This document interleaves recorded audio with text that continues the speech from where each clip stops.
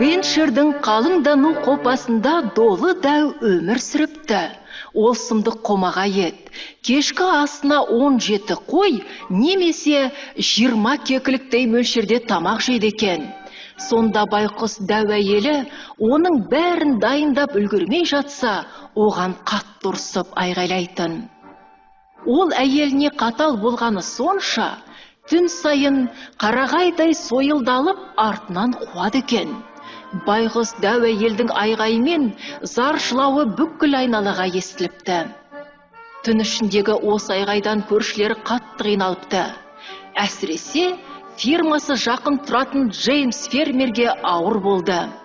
Дәу әйелдің зар жылауынан оның отбасы ең дегенде бір түнде ұйықтай алмапты. Соның кесірінен күндіз жұмыс істеудің орнына Джеймс егістікте, әйелі ас үйде, ал балалары сабақ үстінде қалғып мүлгиді екен. Істің бәрі тоқтап тұрып қалғанның кесірінен фермаға ойсырау қаупі төніп, Джеймс пен оның отбасы әбден қор болды.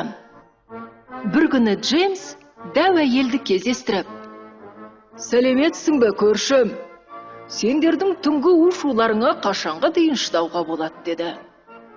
«Ой, көршім, бұл жендет мені қинап болды.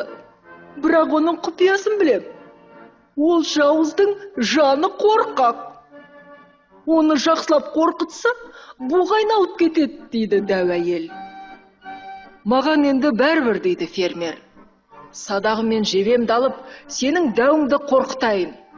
Сонда дәу әйел Джеймсті иығына отырғызып, дәу демалып жатқан жерге келеді. Дәу оларды көріп: «Әкел бері, ана құрттай қорғаушыңды әп-сәтте жеп қояйын» деді бақырып. Джеймс болса мүлде қорыққан жоқ. Қорамсақтан жебені алып, садақты тартып көзден атуға дайындалды. Дәу сорайып орнынан тұрып, Джеймсті ұстап жұтып қоймақшы болды. Бірақ тартылған жебемен одан атып шығайын деп тұрған садақты көрген кезде ашулана түсті. «Солай дейсің бе?» деп ақырды дәу. «Оның несіне ертіп келдің? Қазір екеуіңе де көрсетем» деп еді. Лездің ішінде қорыққаннан өңі қашып кетті. Джеймс болса, адырнаны жіберген кезде жебе дәуге қарай су ете жөнелді.